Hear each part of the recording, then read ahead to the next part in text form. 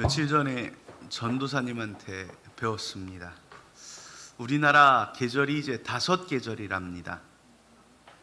봄, 여름, 지옥, 가을, 겨울이랍니다. 여름이 너무 더워요. 오늘 어제였나요? 오늘이었나? 뉴스 기사를 하나 봤는데 앞으로는 올해보다 덜 더울 여름은 평생 없을 거랍니다. 기후변화 때문에 올해보다 덜 더울 여름이 없을 거, 계속 더워질 거랍니다. 여러분, 그래도 이제 더위가 좀 한풀 꺾여서 숨 쉴만 해진 것 같기는 하지만 그래도 끝까지 건강관리 잘 하실 수 있기를 부탁드리겠습니다. 사람들이 삶의 방법에 대해서 참 고민이 많습니다. 예를 들면 잘 사는 법, 아이 잘 키우는 법, 교육하는 법, 돈 버는 법, 이런 책도 굉장히 많지요. 그런데 여러분, 정말 세상에서 잘 사는 방법이 있을까요? 그게 있다면 모두 똑같이 잘 살겠지요. 누구나 다 살아보면 인생의 끝자락에 남는 게 후회라고 합니다. 왜냐하면 늘 고민이 그거예요. 더 잘 살 수 있었을 것 같은데, 더 잘할 수 있었을 것 같은 데가 사람의 마음이지요. 우리는 세상 사는 방법 잘 모릅니다. 좌충우돌입니다. 참 살아가기 힘들죠. 이 어려운 삶에 대해서 사람들이 말하기를 뭐라고 해요? 매일매일 전쟁이라고 하는 겁니다. 치열하게 살아가는 인생을 향해서, 그렇게 열심히 살아가는 인생을 향해서 뭐라 그럴 사람 아무도 없습니다. 저도 치열하게 살아가는 여러분들의 인생에 늘 박수를 보내드리고 싶습니다. 그러면 이 매일매일 전쟁에 여러분들은 어때요? 이기고 계십니까? 지고 있습니까? 제가 보기엔 지지부진하신 것 같아요. 이긴 것 같은데 지고, 진 것 같은데 또 어떻게 보면 마냥 진 것 같지도 않습니다. 그냥 삶은 그렇게 굴러가는 것 같아요. 그런데도 전쟁이라고 합니다. 오늘 말씀은 이런 성도들과 교회, 이 전쟁과 같은 이 삶에서 그저 여러분들의 인생만이 진짜 전쟁이 아니라 진정한 전쟁이 하나 있다고 말하는 겁니다. 그게 뭐예요? 영적 전쟁입니다. 우리를 노리는 악한 것들이 있습니다. 우리가 마냥 매일 사탄과 싸우는 건 아닙니다. 그런데 삶의 여러 가지 상황 속에서 원수 마귀들이 우리의 틈을 노리고 있습니다. 원수 마귀와의 싸움에 대해서 본문 12절이 이렇게 말씀해요. 우리의 씨름은 혈과 육을 상대하는 것이 아니요 통치자들과 권세들과 이 어둠의 세상 주관자들과 하늘에 있는 악의 영들을 상대함이라 말씀합니다. 자, 지피지기면 백전백승이라고 합니다. 적을 알고 나를 알아야 전쟁에서 이길 수 있다는 말입니다. 여러분들의 주적이 누구입니까? 원수 마귀입니다. 혈육이 아니에요. 우리의 부모와 형제가 아닙니다. 우리의 친척과 재물도 아닙니다. 우리를 넘어뜨리려 하는 것은 단 하나의 존재, 원수 마귀입니다. 이 악한 마귀의 권세는 정말 대단합니다. 통치자들과 권세들, 이 어둠의 세상 주관자들과 하늘에 있는 악의 영이라고 말합니다. 통치자들과 권세자들, 주관자들을 먼저 언급합니다. 이들이 악마라는 게 아니에요. 악한 영들은 이러한 권세를 가지고 우리에게 임한다는 것입니다. 예수님에게 임하였던 원수 마귀의 시험이 무엇이었습니까? 자신에게 경배하면 세상의 모든 권세를 주리라는 것이었습니다. 우리의 싸움은 혈과 육에 대한 것 아닙니다. 이건 먼저 명심하셔야 돼요. 내 자녀가 내 속을 썩여도, 내 부모님 때문에 고민이 많아도, 내 형제 때문에 눈물이 날 때, 그를 통하여 간교한 마귀, 원수 마귀가 역사하는구나 라는 것을 알아야 합니다. 그런데 그러면 그 사람이 원수 마귀입니까? 아니라는 거지요. 그 사람은 문제가 없는 겁니다. 우리의 싸움은 뭐에 관한 게 아니에요? 혈과 육에 관한 게 아니에요. 그 사람이 마귀와 싸워야 하니까 나의 형제야, 내 속에 마귀가 있구나, 네 마귀를 내쫓자 하면서 뭐 축기하고 일하시라는 거 아닙니다. 마귀는 권세를 통해 역사합니다. 권세와 힘 그리고 상황들을 이용하는 원수를 대적하기에 우리는 축기를 배워야 되는 게 아니에요. 13절에 이렇게 말씀합니다. 그러므로 하나님의 전신 갑주를 취하라. 이는 악한 날에 너희가 능히 대적하고 모든 일을 행한 후에 서기 위함이라 말씀합니다. 우리가 원수 마귀와 싸우기 위해서는 하나님의 전신 갑주를 취해야 합니다. 악한 마귀를 대접할 방법은 이것밖에 없습니다. 그러면 우리가 취하는 그 전신 갑주가 무엇이냐? 14절에서 17절에 나와 있지요. 그런즉 서서 진리의 허리띠를 띠고 의의 호심경을 붙이고 평안의 복음이 준비한 것으로 신을 신고 모든 것 위에 믿음의 방패를 가지고 이로써 능히 악한 자의 모든 불화살을 소멸하고 구원의 투구와 성령의 검 곧 하나님의 말씀을 가지라. 자, 이렇게 얘기하니까 이제 진리로 허리띠를 띠니까 허리에는 진리를 갖다 붙이고 여기에는 의의 호심경으로 갖다 붙이고 뭐 이렇게 해야 된다라고 생각을 하시기 쉬워요. 전신갑주라는 게 뭡니까? 전투를 임할 때 필요한 모든 일체의 장비입니다. 그래서 여기서 전쟁에 나가는 군사가 필요한 것, 허리띠, 호심경, 신발, 방패, 검을 언급한 겁니다. 그러나 우리가 가져야 될 것은 이것이 아니에요. 우리가 가져야 될 것은 무엇입니까? 우리는 진리와 의와 복음과 믿음과 구원의 확신 그리고 하나님의 말씀을 가지고 있어야 한다는 것입니다. 믿음의 군사가 가져야 할 그것입니다. 우리가 읽은 본문 맨 앞에 10절과 11절에 그 이유가 설명되어 있어요. 미리 끝으로 너희가 주 안에서와 그의 힘으로 강건하여지고 마귀의 관계를 능히 대적하기 위하여 하나님의 전신갑주를 입으라 설명되어 있습니다.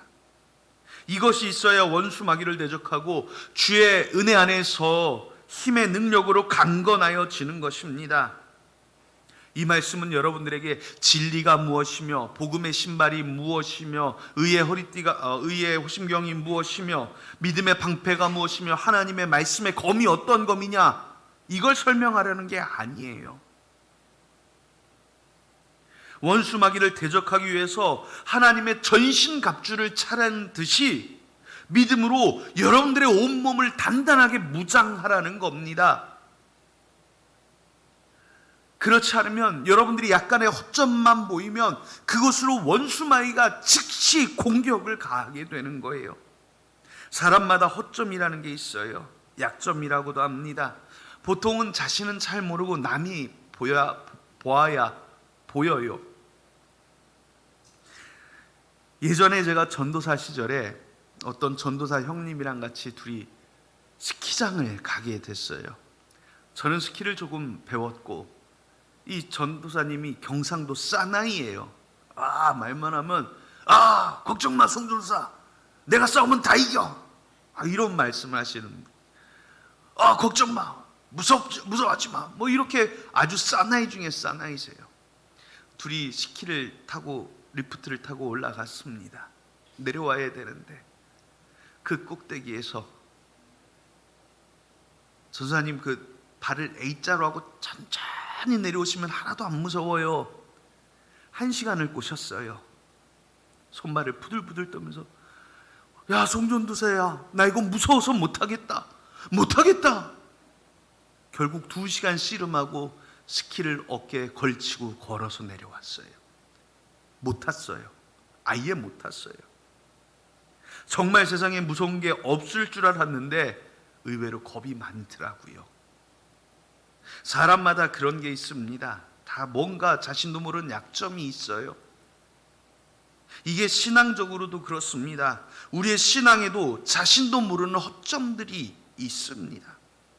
그래서 성경은 그 허점을 메워라. 하나님의 전신갑주로 투구 쓰고 허리띠 신고 붙이고 신발 신고 방패 들고 검 차고 뭐 하나 부족한 것 없이 준비하라는 겁니다. 전쟁에 나가는데 총은 들었는데 총알 없이 나가지 말라는 거예요. 사랑하는 성도 여러분, 우리는 오늘 말씀을 듣고 우리가 얼마나 열심히 우리의 신앙생활을 채우고 돌보고 만들어가고 있는지 다시 한번 돌아볼 수 있어야 합니다. 예배 잘 드리시는 분들 많이 있습니다. 참 은혜롭지요. 그런데 그런 분들 중에도 아직 성경을 다 못 읽으신 분들이 혹 있어요. 신앙생활 수십 년 했음에도 아직 성경 통독 한 번도 못한 분들도 있습니다. 어떻게 해야 합니까? 단단히 무장하셔야 합니다. 제가 부목사 시절에 청년부를 가르치는데 거기 청년부 부장 집사님이, 안수 집사님이 오셨어요. 이분이 영등포 시장에서 이렇게 타일, 변기 이런 거 도매로 크게 장사하는 부자세요. 그런데 뭐 이 하는 일이 그러다 보니까 노가다 출신이고 노가다 스타일이세요. 이게 무슨 의미인지 좀 이해해 주시기 부탁드립니다. 그런데 예수님 믿고 열심히 살아요. 어느 날 같이 대화하는데 이분이 그래요. 목사님 설교를 들으니까 성경을 읽어야겠는데 저 성경을 거의 읽어본 적이 없어요. 성경을 읽으셔야 됩니다 하고 권면했더니 그 다음 주에 오셔서 그래요. 목사님 말씀 듣고 읽어봤는데 졸려요. 그러시는 거예요. 평소에 책을 안 읽으신대요. 본인이 스스로 얘기하세요. 그러니 성경책 읽으니 졸리다는 겁니다. 제가 그렇게 얘기했습니다. 집사님, 만화 성경책이 있습니다. 그거 읽으세요. 그랬더니 그 다음 주에 오셨어요. 바로바로 하신 거예요. 목사님, 만화로 읽으니까 성경이 너무 좋아요.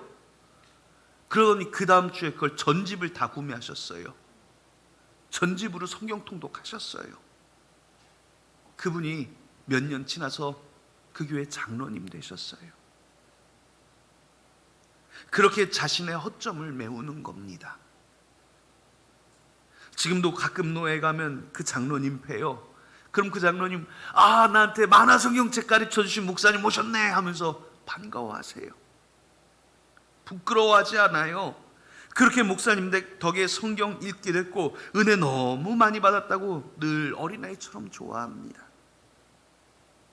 어떤 분들에겐 자녀가 허점이 되기도 합니다.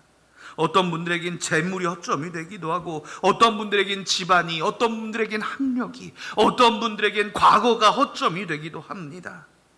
그러면 여러분, 원수 마귀는 분명히 그 점을 치고 들어옵니다. 막으셔야 합니다. 어떻게 막아요? 믿음의 방패로 막으시라는 겁니다. 진리, 의, 복음, 이 모든 게 다 믿음이에요. 여러분들에게 더욱 굳건한 믿음을 가지라고 세세하게 구분해서 말씀을 나누어 주신 것뿐입니다. 그리고 하나님의 말씀으로 지켜내야 합니다. 이 말씀은 또한 오히려 공격 무기가 됩니다. 즉 말씀에 근거한 믿음을 가지고 싸우셔야 합니다. 자신의 가장 약한 부분에 믿음의 능력을 더하십시오. 신앙생활은 도전의 연속입니다. 가만히 계시면 신앙이 퇴보해요. 여러분, 신앙의 난이도가 어떻게 되십니까? 여러분들의 신앙을 상, 중, 하로 나누면, 아니 그걸 좀 자세하게 10단계로 100단계로 나누면 어떻게 될까요? 어딘가에 허점이 있어요.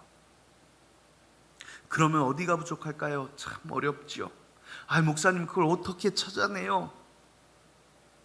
그래서 성경은 이 모든 것을 한 번에 해결할 수 있는 비법을 알려주세요. 비법서예요. 성경이 며느리도 모르는 레시피 같은 겁니다. 그게 오늘 18절에 나와 있습니다. 모든 기도와 간구를 하되 항상 성령 안에서 기도하고 이를 위하여 깨어 구하기를 항상 힘쓰며 여러 성도를 위하여 구하라. 기도와 간구하라고 말씀합니다. 하나님의 전신갑주를 활용하는 방법은 바로 기도입니다. 무시로 성령 안에서 항상 깨어 구하라 말씀합니다. 어디서나 간구하면 구원의 복을 받을 수 있습니다. 여러분, 예수님 십자가에 달린 강도를 생각해 보세요. 두 강도가 있었습니다. 한 강도는 정말 인간적이에요. 네가 그리스도거든 여기서 우리를 구원해봐라 하면서 예수님께 바락바락 소리 지릅니다. 그런데 다른 한 강도는 그 십자가에 달렸을 때 이 죽음의 순간에 구했어요. 예수여, 당신 나라에 임하실 때 나를 기억해 주십시오. 그 죽음의 순간에 간구했을 때 예수님이 뭐라고 하십니까? 네가 오늘 나와 함께 낙원에 있으리라. 그 어떤 순간에도 우리가 간구하면 주님은 들으십니다. 여러분, 기도하지 못할 때는 없습니다. 어느 때고 성도는 기도할 수 있습니다. 그리고 그 기도는 모든 원수의 권세, 죽음의 권세까지도 이겨낼 수 있는 힘이 되어줍니다. 바울과 실라가 빌립보 감옥에 갇혔을 때 2차 전도여행 중에 처음으로 유럽에 발을 디뎠어요. 아시아에서 전도를 하는데 길이 막혔는데 마게도냐 사람이 밤에 꿈에 이리 건너와서 우리를 도우라. 바울이 예정에도 없던 유럽으로 건너가서 처음 도착한 곳이 빌립보예요. 거기에서 자주장사 루디아를 만나 교회를 세웠는데 폭동과 소요를 일으킨다는 억울한 죄명을 쓰고 감옥에 갇혀버렸어요. 그 한밤중에 바울과 실라가 그 감옥에서 어떻게 합니까? 찬송하고 기도합니다. 그러자 그 옥이 흔들리고 터가 흔들리고 손발에 채워진 모든 착고가 풀어졌다 말합니다. 성도의 간구는 놀라운 역사를 일으킵니다. 그때 간수장이 와서 죄수들이 도망간 줄 알고 자결하려고 합니다. 왜냐하면 목숨은 목숨으로 갚아야 합니다. 간수장이 죄수들을 놓치면 그 간수장이 죽게 돼 있는 거예요. 고초를 당하고 죽느니 스스로 자살하려고 할 때 바울이 말합니다. 우리가 다 여기에 있다. 죽지 마라. 그러자 이 간수장이 내가 어떻게 해야 합니까? 물을 때 사도 바울이 그 유명한 사도행전 16장 31절의 말씀을 하시죠. 주 예수를 믿으라. 그리하면 너와 내 집이 구원을 얻으리라. 기도하는 사람은 자신만 사는 게 아닙니다. 내 주변의 사람들도 살려냅니다. 새벽마다 주예전에 나와 우리 성도들 열심히 기도하고 있습니다. 참 감사한 일이에요. 그런데 이 성도들의 기도 시간이 참 길어요. 그러면 왜 그렇게 오래 기도할까요? 가만히 보면요, 자기 기도만 하지 않아요. 부모님 기도, 형제 기도, 자녀 기도, 이웃 기도, 친한 친구 기도, 남들 기도도 다 해줍니다. 야고보서 5장 16절은 이렇게 말씀합니다. 그러므로 너희 죄를 서로 고백하며 병 낫기를 위하여 서로 기도하라. 의인의 간구는 역사하는 힘이 크니라. 서로 기도하라 말씀합니다. 이유는 의인의 간구는 역사하는 힘이 큽니다. 강력하게 역사하신다는 말씀입니다. 그래서 바울은 오늘 본문에도 여러 성도를 위하여 간구하라 우리에게 권면하셨습니다. 이처럼 우리는 기도의 능력을 가지고 있습니다. 기도는 우리의 인생의 허점을 모두 메울 만한 능력이 있고 구원의 능력이 있으며 역사하는 힘이 큰 무기인 줄로 믿으시기 바랍니다.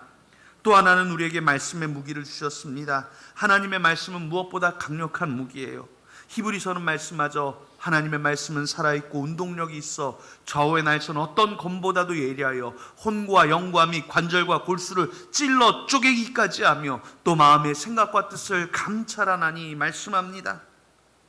이와 같은 하나님의 말씀으로 천지가 창조되었습니다. 이 말씀으로 저와 여러분들이 구원을 받았습니다. 이 말씀을 들을 때 기적이 일어납니다. 바다 위를 걸어오신 예수님이 베드로를 향하여 오라 명령하셨을 때 베드로는 무리를 걸었습니다. 주님께서 말씀하시면 주의 종의 병이 낫겠나이다. 백부장의 그 믿음에 주님이 말씀하실 때 그 종의 병이 나았습니다. 하나님의 말씀은 큰 능력의 말씀입니다. 이제 이 말씀이 저와 여러분들에게 하나님의 성경을 통하여 주어주신 말씀입니다. 이 말씀이 여러분들을 살리고 여러분들의 가정을 살리고 여러분들의 인생을 살리는 참된 복음인 줄로 믿으시기 바랍니다. 이 말씀을 읽을 때 병마가 물러가고 막힌 길이 열리고 여러분들의 영혼의 나음을 입으며 여러분들이 더욱 온전한 축복의 자리로 들어갈 수 있게 됩니다. 사랑하는 여러분, 하나님은 이와 같이 기도와 말씀의 능력을 저와 여러분들에게 주셨습니다. 이와 같은 능력을 가지고도 쓰지 않으면 의미가 없어요. 우리가 6.25 때 북한군한테 많이 밀렸던 이유가 탱크가 없어서랍니다. 그러면 총으로 아무리 쏴도 소용이 없어요. 탱크가 오면 대포가 필요합니다. 그런데 만약에 우리 편에 대포가 아주 많아요. 엄청 많아요. 그런데 그 대포를 쓸 수 있는 사람이 없어서 그저 총으로만 탱크에다 대응하고 있다면 얼마나 안타까운 상황입니까? 하나님은 여러분들에게 그 탱크를 대적할 수 있는 대포와 같은 기도와 말씀이라는 무기를 주셨는데, 성도들이 그 기도할 줄도 모르고 말씀도 몰라서 원수 마귀와 대항하지 못하고 참혹하게 시험에 빠져 있다면 얼마나 안타까운 일입니까? 사랑하는 여러분, 기도에 힘쓰시기 바랍니다. 말씀 읽기에 힘쓰시기 바랍니다. 신앙생활을 업그레이드 하세요. 우리가 마귀의 계계를 대적하기 위하여 더 큰 은혜와 능력으로 살아가기 위하여 기도에 힘쓰고 말씀에 힘쓰는 것, 그것이 바로 하나님의 전신갑주를 취하는 것이요, 이 땅에서 믿음 위에 굳게 서는 유일한 방법입니다. 사도 바울은 에베소 교회를 향해 쓴 이 글의 말미에 그가 로마 감옥에 갇혔을 때 이야기를 전합니다. 19절 20절에 이렇게 말합니다. 또 나를 위하여 구할 것은 내게 말씀을 주사 나로 입을 열어 복음의 비밀을 담대히 알게 하옵소서 할 것이니, 이 일을 위하여 내가 쇠사슬에 매인 사신이 된 것은 나로 이 일에 당연히 할 말을 담대히 하게 하려 하심이라 말씀합니다. 쇠사슬에 매었는데 이게 당연한 거예요. 이 쇠사슬에 매이게 된 게 당연하다는 겁니다. 이건 문제가 아니에요. 오히려 이때 그는 복음의 비밀을 담대히 알리게 없어서 기도해달라 부탁합니다. 여러분, 세상의 상황은 문제되는 게 아닙니다. 내 손발이 착고에 차였건 쇠사슬에 매였건 그것은 내가 하나님의 자녀로 살아가는데 문제가 되지 않습니다. 내 주변 상황이 기도할 상황이 되지 않습니까? 말씀 읽기에 어려운 상황입니까? 지금 가정에 임한 환난이, 내 사업의 어려움이 내가 기도하기 어렵게 만듭니까? 말씀 보기 어렵게 만듭니까? 세상의 상황은 여러분들에게 아무것도 아닙니다. 그 어떤 것도 우리의 믿음을 막을 수 없어야 합니다. 로마서 8장 37절에서 39절은 우리에게 이렇게 말씀합니다. 그러나 이 모든 일에 우리를 사랑하시는 이로 말미암아 우리가 넉넉히 이기느니라. 내가 확신하노니 사망이나 생명이나 천사들이나 권세자들이나 현재일이나 장래일이나 능력이나 높음이나 깊음이나 다른 어떤 피조물이라도 우리 주 그리스도 예수 안에 있는 하나님의 사랑에서 끊을 수 없으리라. 아멘. 우리는 넉넉히 이깁니다. 마귀의 권세와 계계가 아무리 흉측해도 하나님의 전신갑주로 무장한 성도들, 곧 말씀과 기도로 살아가는 성도들은 반드시 승리합니다. 세상의 그 어떤 조건도 문제도 우리를 우리 주 그리스도 예수 안에 있는 하나님의 사랑에서 결코 끊을 수 없습니다. 이제 다시 한번 하나님의 전신갑주를 취하여 굳게 서기를 소망합시다. 다시 한번 신앙의 열정을 일으키십시오. 기도의 용서로 거듭나십시오. 말씀의 사람으로 살아가기를 소망하십시오. 어떻게 더 큰 축복을 받게 될까?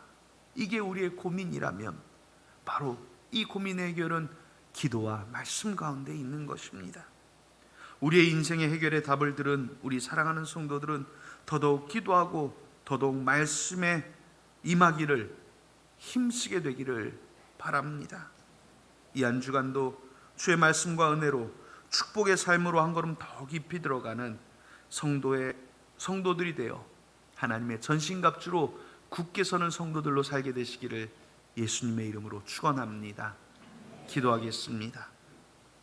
하나님, 사랑하는 성도들이 오늘도 주의 말씀 앞에 섰습니다. 기도와 말씀으로 살아가라 하시는 주의 음성을 들었사오니 우리가 더더욱 기도에 힘쓰게 하시고 말씀에 힘쏟게 하시며 주를 알아가게 힘쓰는 성도들 되게 하여 주시옵소서. 마음마다 하늘의 복을 더하여 주시고 주의 기쁨과 은총을 덧입혀 주시기를 예수님의 이름으로 기도하옵나이다. 아멘.